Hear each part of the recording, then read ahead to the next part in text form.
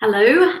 Good after. No, it's not even afternoon. Gosh, I think it's because it's still daylight. Good evening. Hi, and welcome to this week's the double 15 minutes. So we've got a new time, a new day, and the same amazing guests that we've been bringing you for the last year. And today it's our first birthday. So we're all really excited. We've had some additions to the team, which I'll be sharing with you guys over the next few days and few weeks. And yeah, some really exciting guests. But just to say, thank you for persevering. Thank you for standing by, just, patiently waiting for us to come back. And, we are streaming live across Facebook, across LinkedIn and YouTube. So please comment where you're watching us from.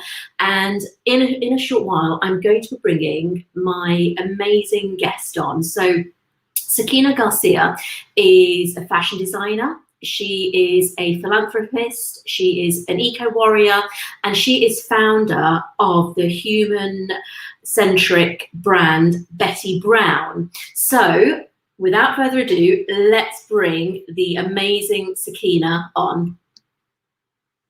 Hey, Sukhina. Hi, evening.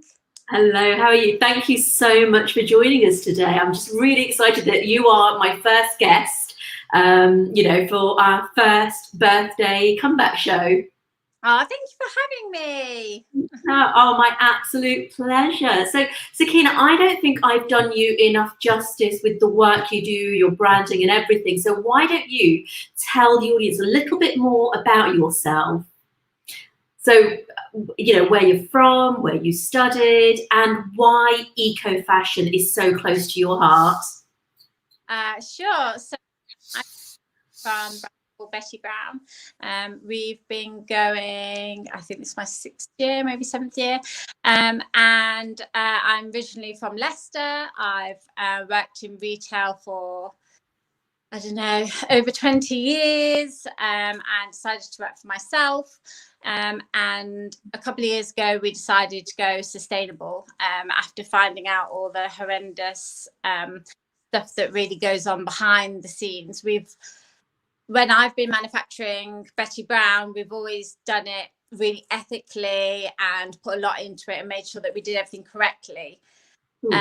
As we got further down the line, I started to realize not everybody does that. So we are really passionate about being ethical and sustainable. No, absolutely. And here's the thing. So one of the questions that I think a lot of people will normally ask is, when you talk about being sustainable and being ethical, what is the basis of that? Because some people will, I don't know, buy a product that says they don't animal test, but their parent company does test on animals. So there's a fine line. So what is ethical fashion? Could you just explain a little bit more about that? Well, in the fashion industry, there isn't actually a they say sustainable, but there's nothing that actually puts into format exactly what it means sustainable. So actually any company say, oh, this is sustainable. So for instance, if they were making a t-shirt and it only had 5% organic cotton in it, they're allowed to say sustainable, which is quite fair. So that's about like sustainability. But ethically, we just mean that we basically make sure that everyone gets paid correctly. And for us, because at the moment we're manufacturing this ourselves, as in me, I'm not sitting in the sewing machine. It means that when we're buying fabrics, so for instance, fabrics that we buy from places like, say, communities in India, where we are supporting women in a hub who work from home. So they have at home, which empowers them to be able to work, provide for their family, and do it in a safe environment. So ethically sourced fabrics, and when we do manufacture anything and it goes to factories, we always fly out and visit the factories so we know exactly who's making it. Are the staff happy? Are they singing? Are they eating sweets? Are they having a good time whilst they're working? Which is really important. Yeah, absolutely. Because I mean, at the end of the day, we also look at the fact that fast fashion has caused so many problems. So before we carry on, we've had a few people joining us. So we've had Surinder join us, Kamlesh Vadgama is joining us, Raj Moda has joined us saying hello, ladies. Nehal has joined us. She's waving. Bhavna Patel has joined us. Hello, beautiful ladies. Hi, Bhavna. Neha Galoria, who is actually sponsoring the show this evening, Neha Galoria Hairdressing. She's joined us. She's saying, good evening, ladies, and happy birthday. And yeah, so going back to it, so you were saying you fly out, etc. So and it's very interesting that you talk about the fact that some companies will say they're sustainable or organic, and yet they only have like a small percentage. So how, in terms of like, yes, you fly out to them. Gumlesh is saying hi, Gumlesh. So in terms of when you fly out, how can you be absolutely sure that the people that you're visiting, the people who are making the clothes or creating the cotton or recycling the cotton, etc., how do you know that they are genuinely happy and not just putting on an act because sort of like I suppose sort of like the manufacturer is here from England, so we better put on a happy face? It's a good question. Before we actually give over the work to a factory, for instance, I make it important that I'm able to fly over anytime, unannounced, and that I am able to walk into the factory at any time, as I choose, as I please. And that's the case where, sorry, my lights keep flickering on and off. That's so in the past, I worked in the factories myself, along with the ladies. So stitching, I might be on the presser, somebody else might be doing something else, I might be sewing buttons. So I'm working alongside ladies maybe for 2 weeks or so that I know exactly what's going on. I'm a part of it still. It's not that I've just passed it on, left it and got them to deal with it. And yeah, I've just kind of joined in and I speak to them. I try, if I can translate, but you kind of get the gist of sign language is a universal language, right? So so I try to speak to them, and I spend a lot of time there. It's not like I just go for an afternoon. Okay, no, it's good to know that, because I know sort of like I've been following your work for quite a few years now, and I remember sort of like coming to one of your first shows, I think about 3 years ago or 4 years, when I was and I've been following what you do, and I really do love like your ethics around all of your designs. And actually, for those of you watching, go to Sukhina's pages on Instagram, on Facebook, and have a look at her designs, because they are stunning, but they're also ethically made. And I think that's the biggest thing. So in terms of other side, because are your materials, raw materials you use, are they certified at all? And what's the process there? Yes, so I would say the thing that actually turned my business from just a fashion business into sustainable business was a couple of years ago. I actually found out the ugly truths of cotton. And, cotton industry is a ugly place. Can I just tell you a little bit about the cotton? Yeah, because that was actually going to be my next question, was to talk about the cotton trade and the cotton industry, because there is a long history of and again, I don't want to get into sort of like colonial conversations, but there is a long history of cotton being ethically sourced and not so bad for the environment, to being mass produced and causing havoc. So yeah, please do. Yeah, so after the Second World War, and probably sort of, I don't know, maybe in the 50s, don't quote me on the dates, but there's a company that some of you might know of, and it's called Monsanto. And Monsanto is a company that actually was an agricultural company that also dealt with chemicals. And in the late 50s, 60s, they decided to go over to India, and they wanted to monopolize the cotton seed. So a seed that's come from nature, that nobody owns, they decided that they want to patent it. So they patented this seed, and then what they genetically modified the seed so that all farmers who wanted to grow cotton had to buy pesticides, insecticides, fertilizers to be able for the cotton to grow well. So when they genetically modified this seed, they knew that every single year the farmers would have to go out and buy new seeds. Not only did they modify it so that they needed to buy all these extra chemicals that weren't needed in the first place, they actually increased the price by 17,000%. 17,000. 1700. Wow. I mean, even then. 100. But even then, either way. Even then, it's a huge amount. That's right. So they did this, and then the farmers started to get into debt because they're into debt before they've already bought any of their chemicals because they're increased inflation in these seeds. So they're planting these seeds as they go along. And if they get a bad crop or the weather isn't good that year, then they've lost out, which means they've lost everything, and they're into further debt, which means their land gets into debt.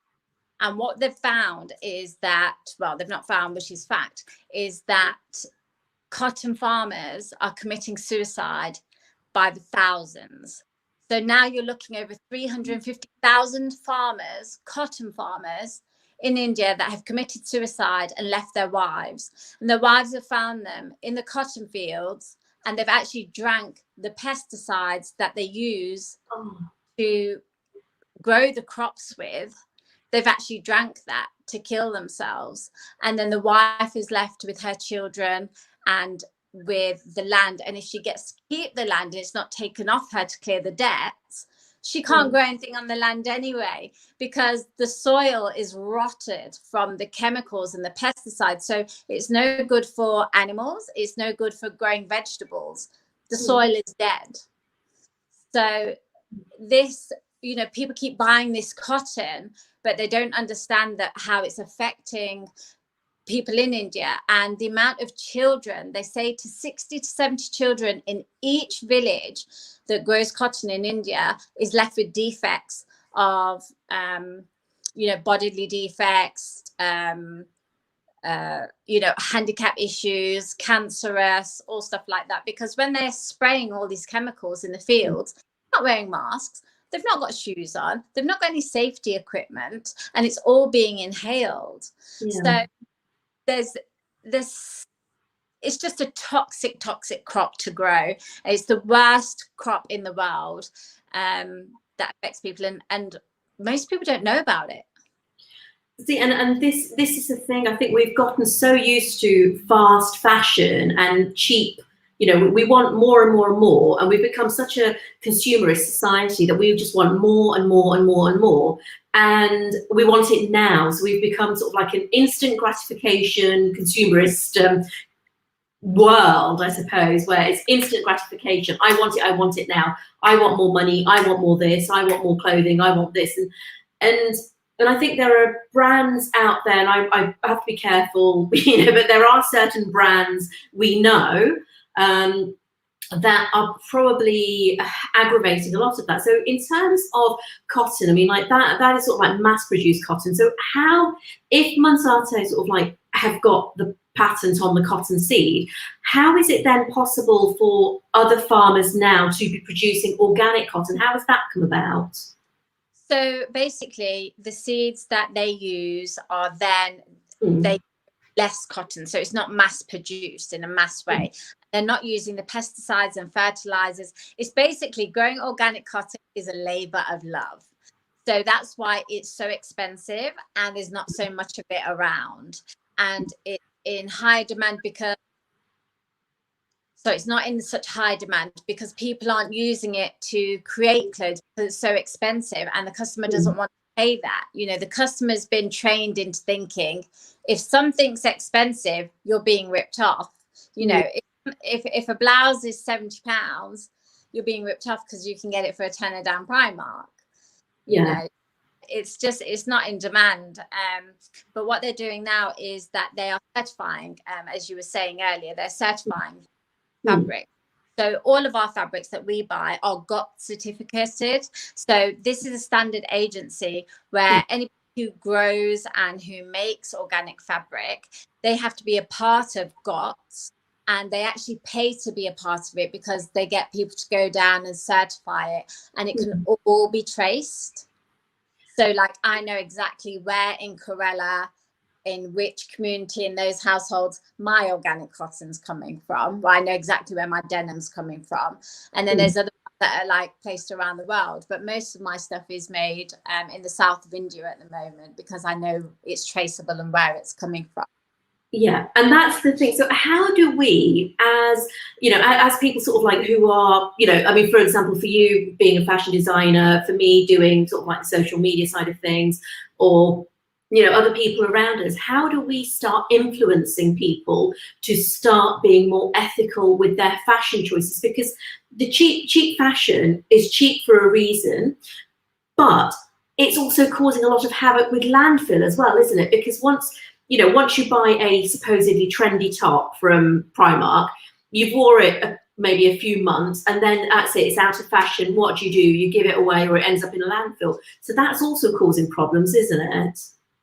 Yes, so it's better to go for more natural fabrics. I don't go for things like silk and wool and those kinds of things, but anything that's natural, linen, cotton, hemp, bamboo, wool, silk, all those fabrics are much better for you to buy than if you're buying clothes from Primark or H&M or places like that. You're most likely buying polyester and acrylic and stuff like that.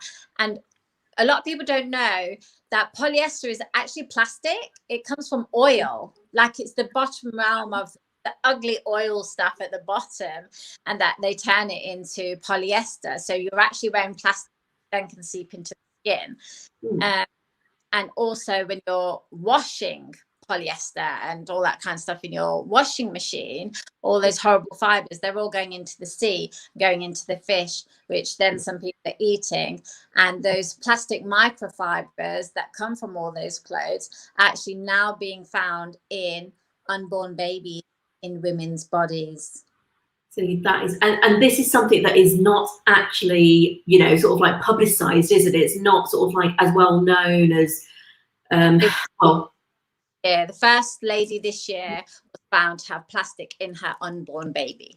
Oh my gosh, that is just awful, isn't it? So I mean, that's actually even more reason to maybe go meat free as well, because it's like a whole thing. And we're not preaching being vegan or vegetarian, but actually, I guess if you're having plastic, if you're eating an animal that's been in an environment that has no choice but to ingest the plastic, then that's what you're going to be eating. So we've had Stacey has joined us. He's doing a little wave and a thumbs up. Hey, Stacey. So here's my question, Sukhina. What in terms of sort of like, because you've got a new collection coming through soon, haven't you? So can you tell us a little bit more about that collection? Oh, it's been a bit of a secret. Oh, can we hear a bit about it? Yeah, due to COVID and a few other things, I haven't had a collection actually released in almost 2 years now. So I'm really excited to launch my next collection, which will be this autumn winter. It's going to be fully sustainable, ethical, and vegan. Yeah, it's Japanese influence. I haven't told anybody this yet. This is normally a surprise.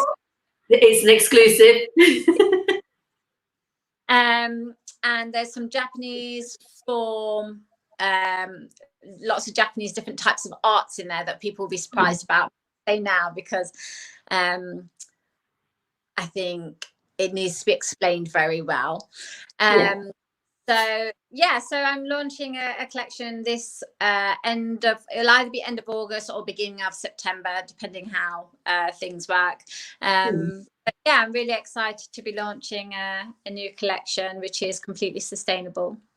Oh, that's amazing. And so, like, if people want to, you know, follow you, they want to actually see sort of like, you know, when you do launch the collection, how can people actually find you? And also, will there be, I know we're in COVID, so it's, I suppose it's how long is a piece of string, but will there be any sort of, if you can't do an in-person show, will there be some sort of online event that people can then, you know, basically watch your new collection being walked on the catwalk? Well, we're being completely positive. So COVID lockdown is not coming back. Yeah, we know.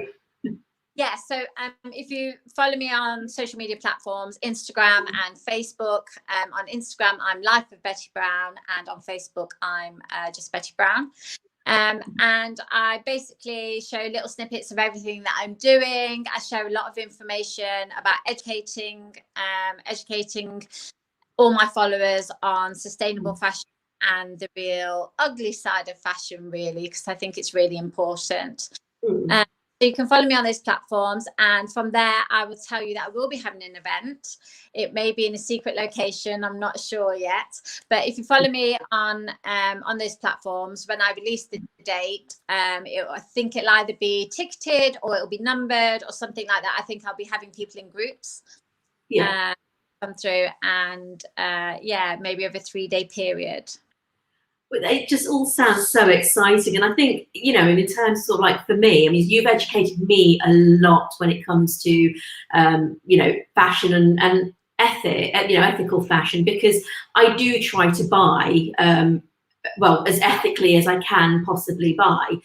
But I wasn't aware of the whole, you know, that it only has to have 5%. I know that that's one of the cases with food, that it can be deemed organic if it's 5% non-pesticide or insecticide free, but that doesn't mean it's organic. So, you know, having sort of conversations like this, I think, are very, very useful. So, I mean, what sort of like messages, what message do you have to give to people when it comes to fashion? What would, if I'm watching this show, what are the key take-home messages you want me to understand?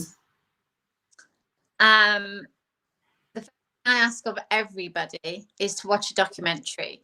The documentary is called The True Cost. If you watch this documentary, please message me afterwards and just let me know what you think and your findings, because I feel like everybody should watch this, because it's got it all sort of rolled into one, about the sustainability side, the pollution side. It's got everything in it, and it tells you about the organic seeds and things like that. So watch The True Cost is number one. Number two is, if you have no choice but to buy fast fashion, buy things that are versatile. So buy things that you can wear with lots of different things, layer up in the winter, layer down in the summer, and try to buy as less as you can, because we vote with our money. So the more fast fashion we buy, the more in demand it is, the more it's going to keep coming, and we're not going to make a change in society. So we want to vote with our money. So we want to buy less. And maybe, you know, have you got something in your wardrobe that you haven't worn in years, or you don't fit in it anymore, or you can't bear to throw it away because you spent good money on it? Right? Yeah. These kinds of things you still keep in your wardrobe because you've spent money on it. Whereas if you bought a £10 top, you have no feelings about just throwing it out. Whereas if you spend £200 on a jacket or a suit, you double think about, do I really want to think this out? I spent lots of money on it, I don't wear it anymore, but I'm still going to keep it. So maybe spend a bit more on your clothes. So if you're going to buy a pair of jeans, invest in a really good pair of jeans. You know, shop well, look for a really good pair of jeans that is going to last you years upon years upon years. You know, really investment buy is what I would say. Yeah, I completely agree with you. So we've had a couple of questions. So we've had Raj Patel's joined us. He's saying great show. Neha Gloria has said she'd love to collaborate with you. So she's a celebrity stylist here in London. So I will connect you both. And Raj Moda has said, where can we watch it? Cost documentaries on Amazon. I think it might not be free on Prime anymore, but I think that's because the money possibly might go back to Fashion Revolution, which is behind the documentary. But I think it's only about £3. But yeah, I would love you to watch it. Okay, well, there you go. Just everybody, just please do. Because I mean, here's a quick question. So we've got a few minutes left before we have to end the show today. Because, like I said, so you know, I literally can talk to you for hours and hours. So, what we'll do, I mean, maybe we'll sort of like have a question answer session, sort of like on another day. But do you think, you know, with Stacey Dooley, she did that documentary, didn't she, where she went to India and she saw sort of like the true cost of sweatshops, etc. Do you think she has actually highlighted a lot of things? Do you think she's done quite, you know, she's actually done, I suppose, the world a favour by actually letting us know that these cheap items are actually costing people's lives?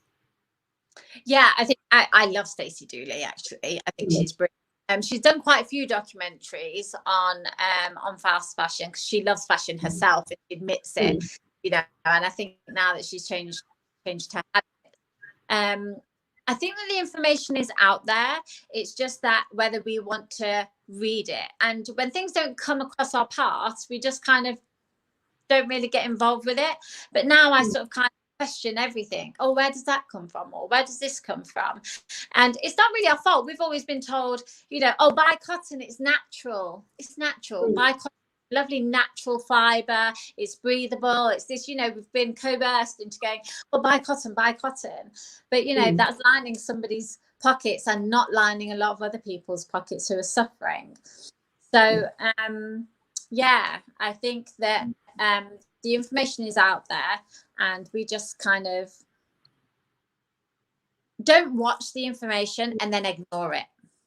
Yeah, it's watch it, act on it, and actually maybe take our blinkers off and see the reality. So, you know, great take-home messages. So, you know, invest in your wardrobe. Definitely. It's like, who was it? Got Plan. He sort of like coined the whole capsule wardrobe, didn't he? Where you have like, I don't know, 5 or 6 really good quality pieces of clothing, and then you mix and match. Absolutely. What my pieces have always been about. I mean, for 6 years we've been doing that. We'll make something in one season, and then next season we'll make things to match with stuff that you've already bought, you know, and it just keeps building on. And then I'd have clients come back to me and say, oh, remember this, I bought this, but I want to change it up, and we'll style it differently. Have fun with it. And actually having a smaller wardrobe is actually more fun and less stressful than having a massive wardrobe with loads of clothes that you're never going to wear and you can't find anything in there. It saves you time too. Absolutely. And you've got your basics, haven't you? So, okay, so very, very quickly, in a minute, what would your basic items be for, say, a capsule wardrobe of, I don't know, 7 items, 8 items? Tell us what we should have. Great fitting jeans, men or women, we all need great fitting jeans. And I actually think jeans are one of the hardest things to find. If you can get a really great fit, it's worth investing in them because you'll wear them for years. Oh, and also, did you know that it takes 10,000 litres of water to make 1 pair of jeans? So imagine how many pairs of jeans you have in your wardrobe, and imagine all the people who are struggling for water in the world. That puts it into perspective. It really does.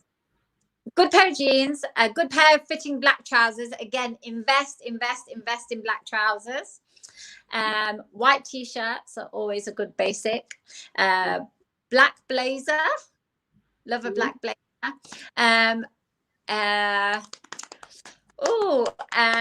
Good pair of smart trainers. Everyone loves a pair of trainers. Wear a pair of trainers, white sneakers that you can use, dress up, dress down, wear it in semi, wear it in the winter. Yeah. A Mac, a good Mac. Showerproof, being in England. Yes. And lip balm. Lip balm, actually, you can make your own with well, actually, for those who are vegan, maybe not with honey, but you can make your own with honey, which works wonders. It's great for the skin. It tastes nice too. So, Sukhina, thank you. We are out of time now, so thank you so much for joining us. It's been such a pleasure talking to you. And yeah, I mean, like we say, you know, if people want to get hold of you, Instagram, Facebook, and on Instagram you're known as Life of Betty Brown, aren't you? Yeah. Amazing. So Sukhina, thank you so much for joining us, and everybody, thank you for joining us today. If you didn't, if you have watched this live, thank you so much. If you could share this with all of your friends, let's get the message out there to be more sustainable with our fashion. If you're watching this back, again, any questions that you have for Sukhina, she's told you where you can find her, please do. And then again, can you just remind us the name of the show that you said for all of us to watch the documentary? The True Cost. The True Cost. Excellent. Thank you, Sukhina. Thank you for joining us. And everybody, thank you all. So we will be back on the 21st of June. So as I said at the start of the show, the format of the show has changed. We are now going to be a fortnightly show. So it's every other Monday. So yeah, the next show will be the 21st of June. And watch this space, because we have got an amazingly inspirational guest on the 21st. But I will give you more information over the next few days. So again, Sukhina, thank you so much. And everybody watching, thank you again. We will see you very soon. Thanks a lot. Bye.